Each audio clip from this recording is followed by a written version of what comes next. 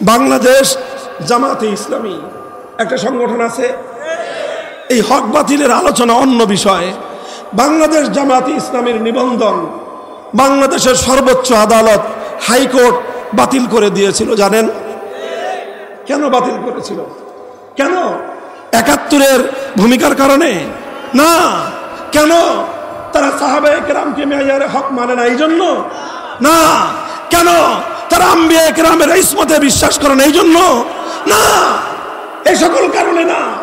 তাদের নিবন্ধন বাতিল করা হয়েছিল শুধুমাত্র এই কারণে, কারণ তাদের গঠনতন্ত্র এবং দলীয় সংবিধানে এক আল্লাহর সার্বভৌমত্বের কথা বলা হয়েছে। অর্থাৎ তাদের সংবিধানের মধ্যে শুধু তাওহীদের কথা ছিল। এজন্য নির্বাচন কমিশন নয়, স্বয়ং সর্বোচ্চ আদালত হাইকোর্ট বলল বাংলাদেশ শিরকের রাষ্ট্র, এদেশে তাওহীদ চলবে না। মুসলমান, তোমরা নাকে তেল দিয়ে ঘুমাও। বাংলাদেশে একটা ইসলামী সংগঠন ছিল, ইসলামী শাসনতন্ত্র আন্দোলন। নাম মনে আছে আপনাদের? এটা বাংলাদেশের শীর্ষ উলামায়ে কেরাম শাইখুল হাদিস আল্লামা আজিজুল হক রহমতুল্লাহ আলাই, পীর সাহেব চরমনাই মরহুম সৈয়দ ফজলুল করিম রহমতুল্লাহ আলাই, বাইতুল শরফের পীর সাহেব আব্দুল জব্বার রহমতুল্লাহ আলাই, মরহুম আব্দুল গফফার রহমতুল্লাহ আলাই, মরহুম হযরত মাওলানা দেলোয়ার হোসেন সাইদি রহমতুল্লাহ আলাইরা মিলে এই ইসলামী শাসনতন্ত্র আন্দোলন গঠন করেছিলেন। কেন? যে আমরা কুফরি সংবিধান, কুফরি শাসনতন্ত্র পরিবর্তন করে ইসলামী শাসনতন্ত্রের দ্বারা দেশ চালাবো। কিন্তু যখন 111-এর সরকার আসলো, এসে তারা একটা বিধান বাধ্যতামূলক করলো যে বাংলাদেশে রাজনীতি করতে চাইলে নির্বাচন কমিশনের অনুমোদন লাগবে, নিবন্ধন নিতে হবে। ইসলামী শাসনতন্ত্র আন্দোলন নিবন্ধন পাওয়ার জন্য আবেদন করলেন। তখন নির্বাচন কমিশন বলে দিল ইসলামী শাসনতন্ত্র চাওয়াটা এটা বাংলাদেশের সংবিধানের সঙ্গে সাংঘর্ষিক, কারণ বাংলাদেশের সংবিধান হলো কুফরি সংবিধান। আপনি এই সংবিধানের আওতায় ইসলামী শাসনতন্ত্র চাইতে পারবেন না। তখন তারা বাধ্য হলেন। তাদের হৃদয়ে রক্তক্ষরণ হয়েছে, চোখের অশ্রু ঝরেছে। একান্ত বাধ্য হয়ে শাসনতন্ত্র শব্দ বাদ দিয়ে তাদেরকে ইসলামী আন্দোলন নামে নিবন্ধন নিতে হয়েছে। এই দুঃখ শুধু ইসলামী আন্দোলনের নেতা কর্মীদের একার নয়, এই দুঃখ বাংলাদেশের 18 কোটি ইমানদারদের হৃদয়ে রক্তক্ষরণ হওয়া উচিত। তোমরা নাকে তেল দিয়ে ঘুমাও। এই ভূখণ্ড যেখানে হাজী শরীয়তুল্লাহ ফরজি আন্দোলনের জন্য রক্ত দিয়েছিলেন, মুসলমানদের মধ্যে ফরজ বিধান যেন রক্ষা পায় এই জন্য তারা জিহাদ করেছিলেন। আর ফরজ বিধান তো দূরের কথা, এখন বাংলাদেশে একত্ববাদ বিশ্বাস করা যাবে না যদি এই সংবিধান মানা হয়। কোন জায়গায় আছি আমরা? বলবেন হুজুর তাহলে আপনার বক্তব্য কি? আমার বক্তব্য শেষ। আমি এই জায়গাটায় সকলের দৃষ্টি আকর্ষণ করে উলামায়ে কেরামের পক্ষ থেকে প্রতিনিধি হিসেবে একটা কথা বলতে চাই। আমার মুরব্বী সমতুল্য আল্লামা নুরুল হক সাহেব হুজুর সহ মুরব্বীরা এখানে আছেন। আমার কথা যদি ভুল হয় আপনারা সকলের সামনে শুধরে দিবেন। আমার কথার সাথে যদি আপনাদের দ্বিমত থাকে আপনারা বলে দিবেন। আর যদি কিছু না বলেন ধরে নিব যে এটাই বাংলাদেশের আলেম সমাজের বক্তব্য। পরিষ্কার? আমি বলতে চাই এখন বাংলাদেশের সবচেয়ে আলোচিত বিষয় হলো সংবিধান সংস্কার। সংবিধান সংস্কারের জন্য আমাদের আলেম ওলামাদের মধ্যেও কাউকে কাউকে তারা পরামর্শের জন্য ডেকেছেন। হয়তো আমাদের সুযোগ আসবে কথা বলার, টেবিলে আমরা কিছু বলবো, কিছু গবেষণাপত্র দাখিল করব, অনেক লম্বা লম্বা বক্তব্য সহ সংবিধান সংস্কারের অনেক প্রস্তাব দিব। সেগুলো সব আপন জায়গায় ঠিক আছে, কিন্তু একটা কথা শুধু টেবিলে বদ্ধ ঘরে বলবো না, বাংলার আকাশ বাতাস প্রকম্পিত করে একটা কথা বলতে চাই।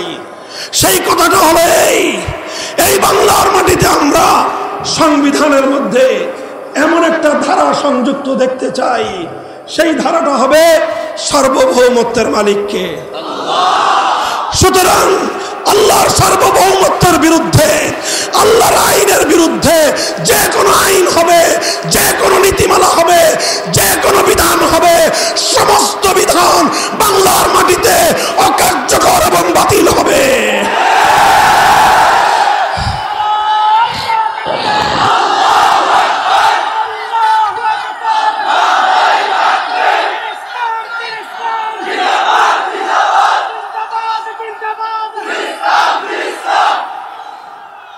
কাজেই এটা আমাদের আবদার নয়, এটা আমাদের আবদার নয়, এটা আমাদের হৃদয়ের রক্ত দিয়ে লেখা দাবি। আমরা বলতে চাই 5ই আগস্টের বিপ্লবের পর বাংলাদেশ আজ এই দাবি উত্থাপন করার জন্য উপযুক্ত পটভূমি তৈরি হয়েছে।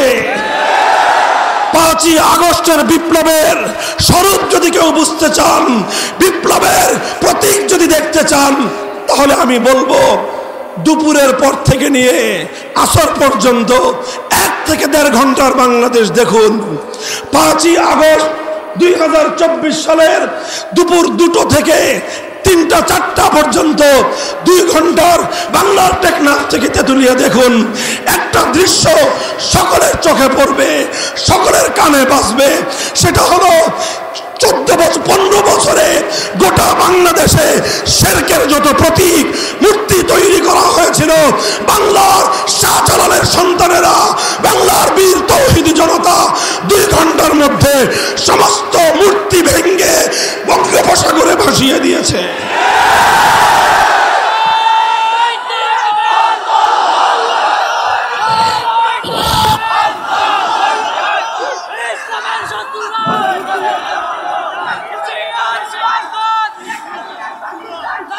অর্থাৎ কি বললাম, 5ই আগস্টের বিপ্লবের অন্যতম বৈশিষ্ট্য হলো এ বিপ্লব করেছে তাওহীদকামী জনতা।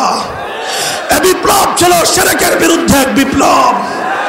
কাজেই এটাকে আমি এখনই পূর্ণাঙ্গ ইসলামী বিপ্লব বলতে চাচ্ছি না, তবে অবশ্যই এতটুকু বলবো, এ বিপ্লব ইসলামী বিপ্লব না হল ইসলামী বিপ্লবের পূর্বাভাস। সূর্য উদয়ের কিছুক্ষণ পূর্বে যেরকম সুবহে সাদেকের উদয় ঘটে, সুবহে সাদেকের আলো দিয়ে বোঝা যায় সূর্যের উদয় অতি সন্নিকটে। 5ই আগস্টের বিপ্লব বাংলার প্রতিটি মানুষকে চোখে আঙ্গুল দিয়ে দেখিয়ে দিয়েছে এদেশের মানুষ ইসলামী বিপ্লবের জন্য প্রস্তুতি নিচ্ছে। শুধু কওমি মাদ্রাসার ছাত্ররা নয়, যারা কওমি মাদ্রাসাকে জঙ্গি, এই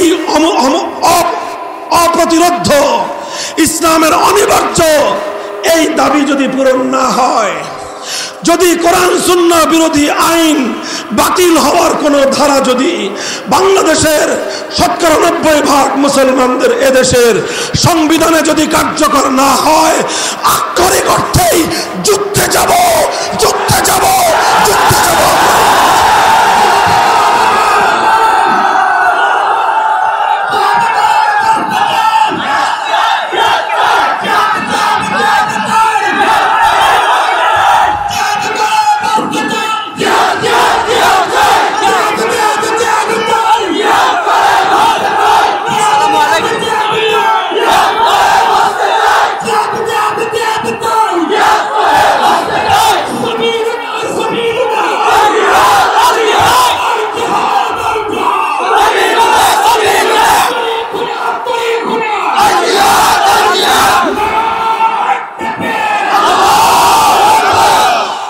মুসলমান প্রস্তুতি নাও। শহীদ আবু সাঈদ যেভাবে ফ্যাসিবাদকে বিতাড়িত করবার জন্য জালেমের বুলেটের সামনে বুকটা টান করে দিয়েছিল, বাংলার মাটিতে আরো আবু সাঈদ আছে না নাই? মনে রাখবে, আবু সাঈদ জীবন দিয়েছে, মরে যায় নাই। আবু সাঈদের প্রাণ প্রদীপ নিভে গিয়েছে, আবু সাঈদ মরে নাই। আবু সাঈদ জীবন দিয়ে অমর হয়ে থেকেছে। যদি এক ফ্যাসিবাদকে বিতাড়িত করবার জন্য 2000 মানুষের রক্ত দিতে পারে, 2000 মানুষের যদি জীবন যেতে পারে এক জালিমের পতনের জন্য, তাহলে আল্লাহর কোরআনের রাজ কায়েম করার জন্য, ইসলামী চূড়ান্ত বিপ্লবের জন্য 2000 নয়, 2 লক্ষ নয়, যদি 2 কোটি মানুষের জীবনের প্রয়োজন হয়, শহীদ ঈদগাহে জমায়েত হতে কারা প্রস্তুত থাকবে?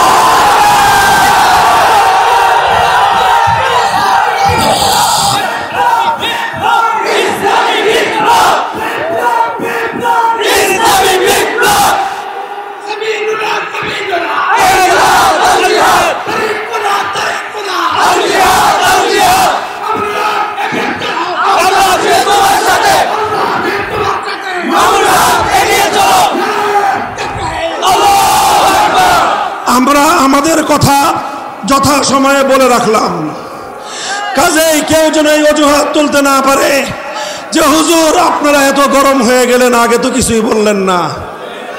এই জন্য বলছি, সারা বাংলাদেশে এখন আমার এই এক ওয়াজ সংবিধান সংস্কার হবে, মুসলমানদের 100 বছরের প্রাণের দাবি পূরণ করতে হবে। যদি পূরণ করতে এই রাষ্ট্র ব্যর্থ হয়, এই রাষ্ট্রের ব্যাপারে আমরা সিদ্ধান্ত নিব যে এই রাষ্ট্র নাবালক রাষ্ট্র। এই রাষ্ট্রকে কেমনে মুসলমানি করতে হয়, সেই মুসলমানি করার হাজম আমরা হয়ে যাব।